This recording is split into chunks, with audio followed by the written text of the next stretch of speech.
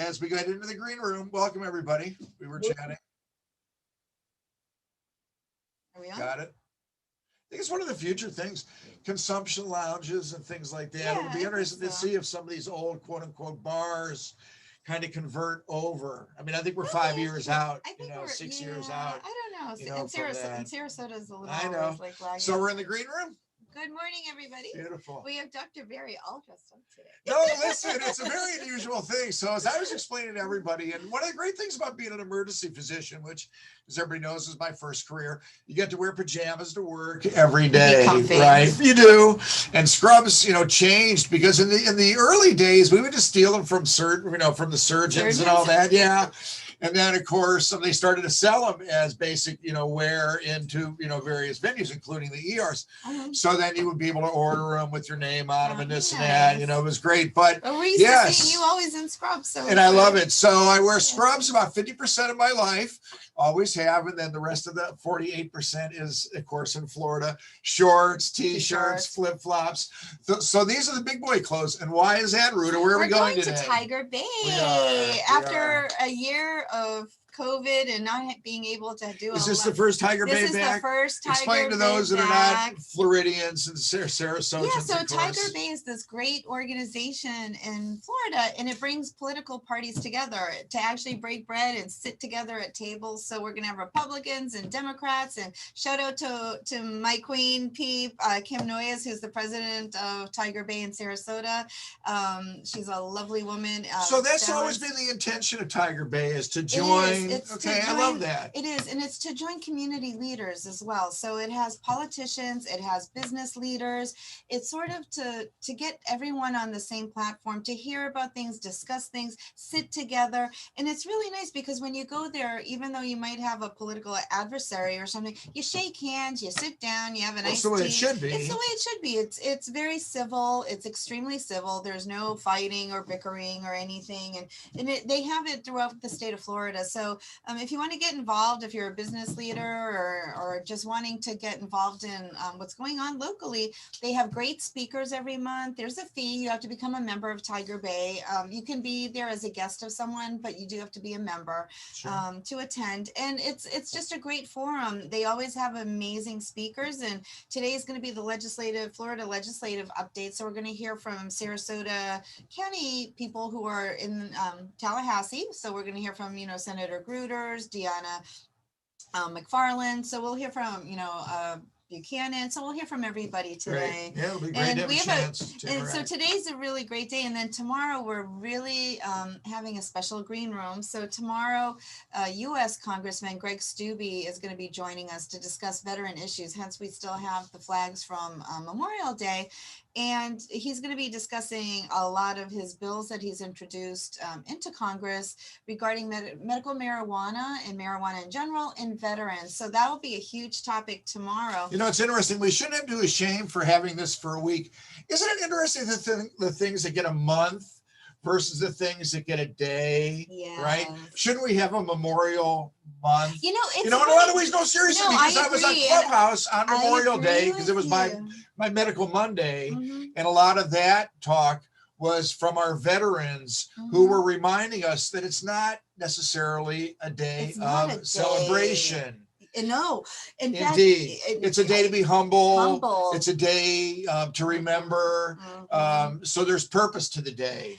And we need to be, always remember, and I think, I think on our page, we might have said, a happy Memorial Day. We need to be very cognizant of that. And Jose reminded me of that, so it's important. Well, it is important because now we have Pride Month. Okay, well, Pride Month is great and I respect it. But what about the veterans who served our country? They really deserve a month. So the point is, we're joyously, way above anybody. We're joyously carrying over the week. But here's the thing about having Congressman, Steube in tomorrow, and it just is the same as Tiger Bay. It's a green room. It is. It's the green room. And to me, I think that's what's frustrating to me about politics right now is that we should be joining together on those non-partisan issues to take care of Absolutely. business. To take care of business. And when it comes to I agree. veterans, that's what we have to love about what's going on with Congressman Steube, is that he literally has presented the bills to codify what now is going on in the VA world, where veterans are no longer losing their benefits because there's an unspoken, understanding. But as you know, Congressman Steube knows, these things are better codified. Yes, of course. For sure. So, but in it, and this is something that I want to address too, and you addressed a good point. And this is a shout out to my peeps on my Facebook page, because when I posted Steube was coming on, I got backlash. Yeah. And I'm sorry, the left and the right, when you go either side too extreme and you don't want to come to the middle on certain topics, there's a problem here, and it's a problem on both sides. So I'm shouting out to my peeps too. Listen, Steube's coming on. It's a green room. He has an issue that's addressing veterans. That's a true concern of all parties, because the American flag is red, blue, and white, and it represents all of us. And so, to get backlash of having Steube on, shame on all of you as well, because the man is introducing bills to try to help our veterans, and everyone should be behind that, regardless of party. And again, hence we have the green screen behind us, but it is the green room, and we should go as a country. We said it when Trump was in office. We need to rise above. We all sides need to rise above and come together on common ground. And I think veterans is a huge commonality. And it is. And it gives us a seat at the table that we so need, right? Yes. And just the opportunity to have Congressman Steube on, hearing what our concerns are, and allowing us to personally invite him into the clinic. His staff has been here, and fantastic for that. Listen, I want to reach out to all our politicos that may be tuning in both today and tomorrow. For sure, we're open door for education every single day. I absolutely, we talked about it at our doctor meeting last night, that we have our every other Wednesday is legislative.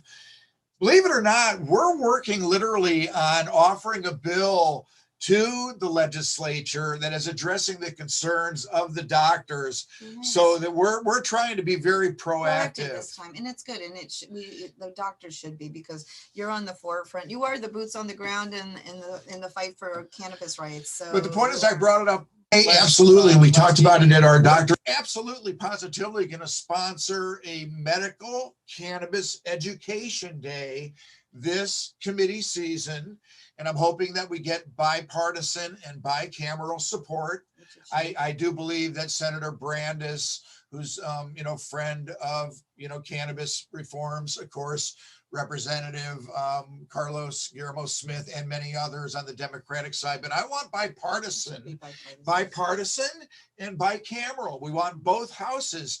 So we want to have the doctors present a day of education so that our legislators can learn. And we don't expect all the legislators to sit there during the day all day, but they can send their staffs. They can have staff. They can have staff members there. And we want to make sure that they know that we're available to deliver that education. So we're going to be proactive even in that this year. But my point is, let's work on those nonpartisan issues that we can here in the green room. And, yesterday, all of you heard there was a big announcement from Amazon. And this is huge. It's huge for such a massive employer to actually say, we're not going to we're going to stop testing our personnel for marijuana. And they also made a blanket statement, their CEO did, of support of full legalization of marijuana. So this is a huge precedent for all corporations to take, and it's hopefully pushing the bar that much further. So even to our legislators, I mean, when you start having companies already who have such a huge base of people under them, if they're acknowledging this, it was a massive move by Amazon. Well, two points. One is, and Adam behind the the board over there, new producer, and things of all import to me now, because I have a talk coming up in Naples, as you do, next weekend. So there's big medical conference coming back, also as Tiger Bay is. Yeah, the first in person, FMCE. I'm gonna mess it up. I do all the time, but it's Gene Jones and Lots of big shout out and respect to Gene. Seriously, this will be a cannabis conference down in Naples, in person and virtual, if you're interested in the educational side and advocacy too. There's actually 2 tracks to it. There is the medical track, and then there's the business advocacy side as well. Yeah, I'm speaking out to the business side. So for sure. You're speaking obviously to the but the side, point is just getting back to the point. Adam and I are preparing one of my new presentations is cannabis use disorder in 2021. What is it? Because there's too many people that are using cannabis appropriately now, and not just THC, everybody. Because let's face it, when we're in the green room, Ruta, we always try to throw out a little bit of education. Sure. And we need to remind everybody that when we talk about cannabis in 2021, it's not just THC, but all of the cannabinoids, it's right? Also not just smoking. And all the methods of delivery. All the methods. Right. In So fact, it's patch and cream and edibles now and powders and all of it. So to me, there needs to be a recognition of impairment versus appropriate use. And that's what this Amazon thing is all about. It is. They say we're going to treat it exactly like alcohol. So if you show up impaired, now it's going to be interesting because certain people in Amazon may be subject to certain things and certain may not. In other words, the drivers may be different than the warehouse. You would assume so. Well, still, we'll see. But impairment's impairment. It is. So in case you start getting, the wrong delivery and you order shoes and you get so the point is it's multi-layered. it's multi-layered and more complicated, and that's the deep dive that Adam and I are doing to put together the presentation. But that's the first point I want to make. The second point I want to make, it leads into my question that I plan on asking today at Tiger Bay of Senator Gruters, is how can we avoid in next year's legislative session going backwards in our discussion about cannabis when what we need is job protections and licensure protections. Yes, because and here's Amazon shouting out they need job protections. Because legalization means nothing without job protections, okay, and licensure protections. And if you have a cannabis card, you should be able to show that you, if not impaired, are fully capable of holding that card and utilizing cannabis for your good. And it's going to be important. So even in a legal adult use state, and that's not the question for Florida right now. We're 4 years away from legal adult use in this state. No, it is. 5 unless years. It goes federal. And unless Nikki Fried. Unless Nikki Fried. Nikki, here's a shout out to our peep, Nikki Let's go, because we're in the green room. We're in the green room. Although we technically and legally do not endorse anyone. Well, no, we don't. We do have a peep that works heavily on the cannabis side, and that's Nikki Fried. So congratulations on your candidacy. Florida's Commissioner of Agriculture and Consumer Services. And now candidate for Florida governor. Right. So shout out to her, Charlie, Chris. It's going to be interesting. And Ron DeSantis. They're all running so far. So, but shout out to Nikki and congratulations on the candidacy. Absolutely. And we're allowed to be singular issue here in the green room to that extent, because there's going to soon to be 600,000 patients here in the state of Florida. And just dating back to the past legislative session, it was the citizens of Florida, their pushback that truly stopped the discussion of the 10% THC cap. But let's know this, everybody. Right now in Colorado, there's a 15%, little higher than the 10% THC cap. But there's a discussion right now in Colorado, both on the recreational market side, believe it or not, Ruta, and on the medical side, that they want to cap THC content in flower at 15%. It's already passed through the first committee out in Colorado. I think there's going to be more of a push. Actually, I started reading a lot more about that from state to state, and especially the ones that have gone full legal. For the ones that have gone full legal rec, there's pushback now. They're actually going back. It's not. There's several states that said they're doing that. It is. So we need, as a medical, clinic, of course, to make sure that we're cognizant of the discussion and the important part of that discussion and how it's being driven. And this is important because in Colorado, it's being driven by a pediatrician who's actually a Democratic representative in the House there. And that's why it's interesting, because it's not a Republican or a partisan driven thing, right? As you may expect, as what we see here in Florida, it's actually driven from a Democratic side, but she's a pediatrician. So her interest is in that 25-year-old and under developing sure. brain, and the discussion of the higher potency concentrates and dabs. And, you know, not flower, to me, to throw it in the same conversation with the concentrates and the manufactured products, I don't like the conversation, because to me, when you throw in flower, you're limiting the botanists from doing what they do so beautifully, which is design. Wow, I almost fell into a genetic engineering mode or something, which is to breed and crossbreed the plant to give that THC and CBD content and the other cannabinoids, right? So we don't want to really get in the way of the botanists. But on the other hand, they've manufactured products now that Bertha Madras can call the crack of cannabis. Much higher THC levels than they're used to. And then when you see the can of bumps advertising and stuff like that, we've talked about that in the green room in the past. So we need to be careful with our discussion. But my point is, there is discussion to be had. But that's what I want to ask Representative or Senator Gruters today, is how can we avoid that and make sure that next year we talk about the things that are important to patients, even the loss of telehealth. The loss of telehealth is huge too. But, you know, one of the things too that I think is important, like for the state of Florida, is, again, it's so many other states already have marijuana, and that we need reciprocity. What we do. I mean, that's another issue, because we're a snowbird state. We have people coming in, going out constantly. And that's something else that crosses all boundaries, and it's just something that should be open in the state of Florida. So yeah, I think there's a lot of discussion to be had. Not to get partisan once again, but there's a lot of Republicans that come down to the villages, from Ohio for season, and they have their cannabis cards in Ohio. And listen, let's just put out the two most common qualifying conditions that may be in other states that we don't have here in Florida. Autism and Alzheimer's, on either end of the spectrum. And you can be a family up north whose autistic child is receiving appropriate medicine up north, and then not down here. They don't qualify, per qualifying condition. There's ways of doing it. But the point is, Alzheimer's even more so.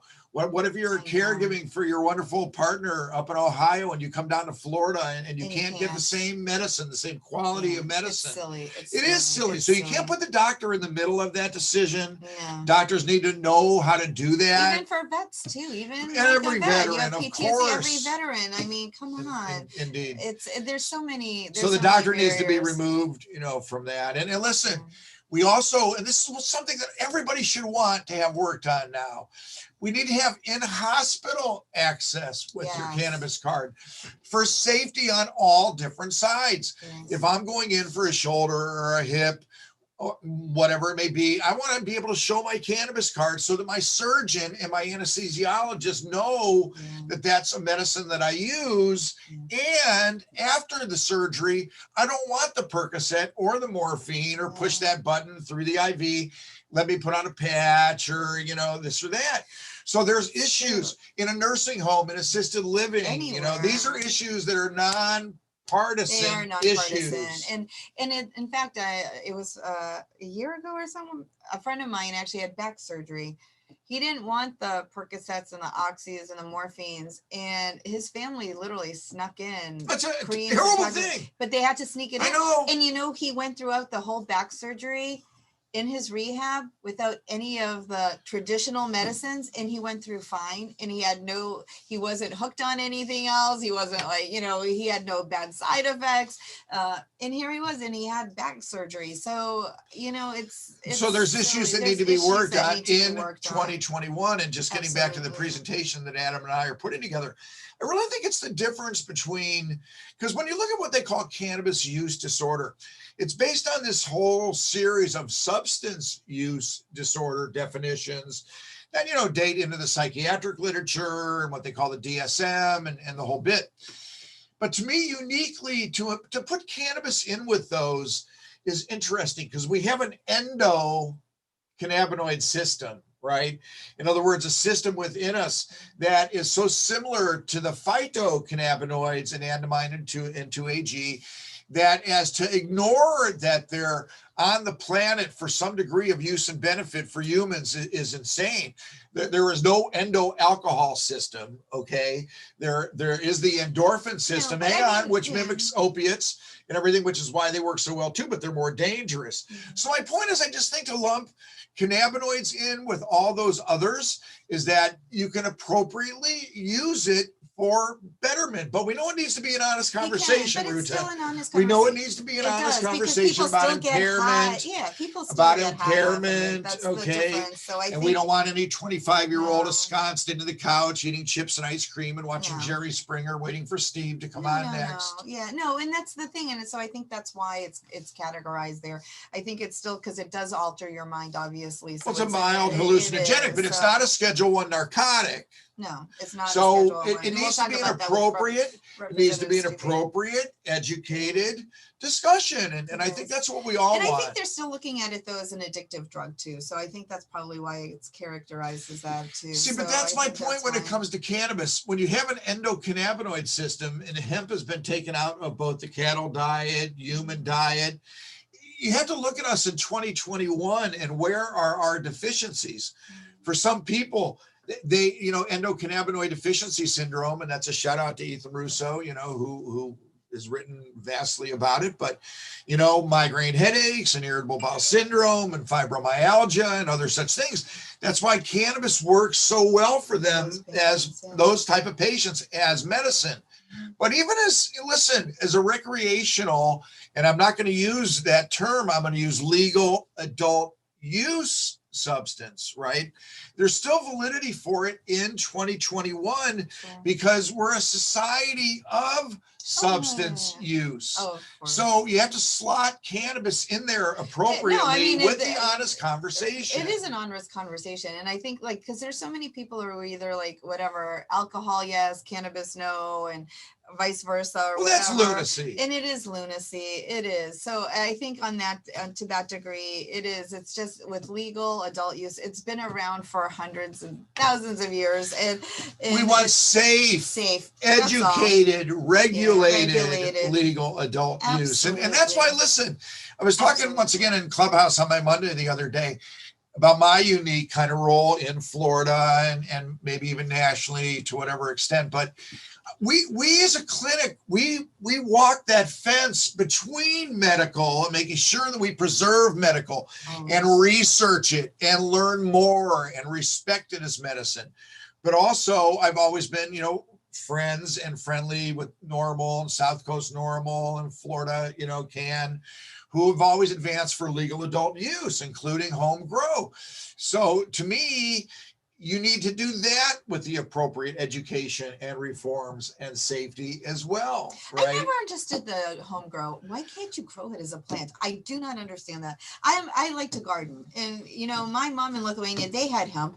They had hemp rope. They used to have it. The workers were extremely happy in the fields, and it was all good. The thing about home grow is that, especially for a lot of our veteran populations, there's a therapy. Who was it that talked to that? One of our recent guests, I think, spoke to the therapeutic nature of home grow, but it might not have been in the green room. I get so confused over other venues, but I'm teasing. But the point is that there's a therapeutic nature, absolutely, for a lot of people. And listen, people want to grow their own strain specific. They want to flush in a certain way. Who was it to talk to that? One of our recent guests. Believe me, people get very picky about, but not many. 98% of the people are going to buy tomatoes, at the Publix or the Winn-Dixie, and maybe 2% are going to grow their own. Very few. So very few. I think they get so nervous that everyone in Florida. But financially, it's important. So for some people, but it's not because cannabis. It doesn't cost zero to grow cannabis. No, but it's also extremely expensive to buy and purchase. So why do people still go to the street and get God knows what they're getting on the street? But it's expensive. So we worry about those access points. It isn't. It's a huge access point. So that's why, again, shout out to Amazon for starting to start a whole new level of conversation about marijuana. And I think because they have so much clout behind them, it's a lot louder voice than we have. And so, you know, it opens a lot of doors. It's going to open a lot more discussions on both sides, because when it starts going into corporate, you know, you tend to pull a little bit more from the right, the left than the left. The left isn't supportive of, you know, everybody having access to everything. And then the right is a little one that pushes back on it. So from a corporate standpoint, this is the right side, you know, and it's going to be an interesting conversation going forward for the next year, because even President Biden's not a huge fan of legalizing marijuana. So we have to see how he reacts to Amazon's announcement, because this is a big push to him as well, to say, hey, you know, your policy is not pro cannabis, and all of a sudden you have a massive corporation. So if you have like the Walmarts of the world going up next, or someone else, that's it, game over. I mean, it's gonna have the pushes for full legal then. It may actually play in some ways to the employment crisis that's going on right now. Absolutely. No, because people are not working right now. People are staying home. We have restaurants closing that they can't hire. Amazon cannot. And so if you have an extremely strict drug policy and drug testing, you're closing the door to a lot of people. And there was some argument yesterday on NPR. I was because I like my news from NPR, and there was a chat room going on about the cannabis, and one of the persons is like, oh, you know, like, oh, when some person said, oh my goodness, you know, this is horrible that, you know, they're not going to be testing people that work for them for, you know, marijuana.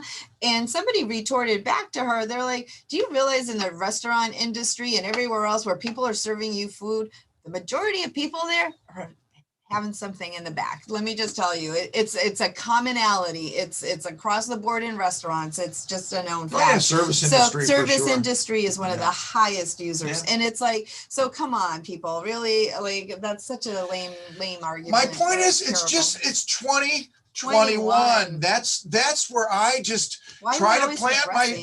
That's where I try to plant my flag as a clinician, as a physician, I as a messenger. I just think it's the role that I need to be on that, right in the middle on the fence, always preaching safety and education, and, you know, the regulation that makes it so that's what we're going to do.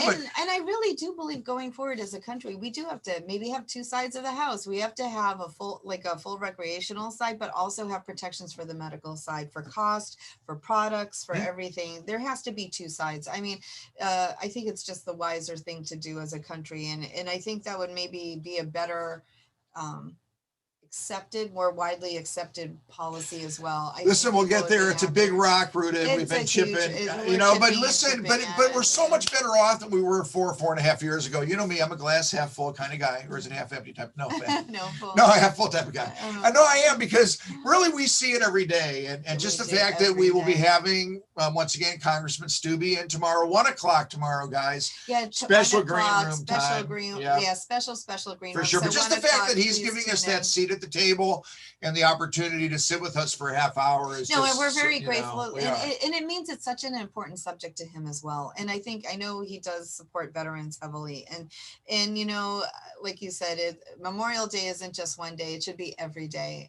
Every day these people fight 365 days for us when they're boots on the ground. It's not one day out of the year that these people deserve, you know, some recognition. And the fact that they have PTSD and the suicide rates are so high is, you know, just testimony to the fact that we need to take care of them every day, not just one day out of the year. Yeah. The problem is not going away. It doesn't go away. You know, it doesn't. Post-COVID. And listening, and when we had, you know, our guests on last week, and we've had other guests on who are veterans, and you hear their stories and the trauma that they've gone through. And again, we've had some profound green rooms over the past. Green rooms have been like tearjerkers. It's like they bring you to your knees. But these are real life stories, and these are real life people who do have the PTSD and who do need medicinal marijuana to get through the day, so that they don't kill themselves, or that they take a buddy out of a position where, like that last story was, where, you know, had his friend not come out and visited him, God knows he may not be with us today. And so, you know, these are just things that matter every single day to us. Shout out to Tim. Yeah, Long. to Tim. Tim. Long. But It's every, also but, amazing. ev- And I but want him everybody. back on the show again. No, we His- can. No, I mean his seriously, and that's the story thing was about tomorrow with incredible. with Representative Yeah, Steube. Tim was We know how fast that half hour is going to go. Oh, it's gonna go like this. It is. It is. Yeah. But if anybody has any specific questions or Yeah, whatever if you- that they want to ask, go ahead and reach out to me in PM or And email same me here, or whatever. for my Facebook peeps, Yeah. you guys know how to get me. So just shout out some questions. Because I we're know going to you'll address have some concealed carry with Representative Steube as well. Yeah, that's Because massive it issue. is massive issue we get, asked every day. Every day. Right. So listen, it's great. And listen, I'm going to go out and surprise my staff. We're going to have patients. They're going to say, what the heck is going on with you today? Where's Dr. Mary today? I know, yeah. Well, Patty said, "Can you see patients dressed like this?" And I said, "What kind of question is that?" Of course. Doctors kind of right. Some of them get dressed up like this every day, They even with a do. tie and black shoes and all that. I know, I get it. And listen, All right, I know. tomorrow Look at these hats. We I have know, new I'm hats and we excited. have I to feel wrap up because it's accomplished. 9 o'clock. We do. So All right. Green Room tomorrow, 1 o'clock with Representative Steube, and tune in everyone. You won't want to miss it. I think it's going to be a really good conversation. See you tomorrow, everybody. Have a good day.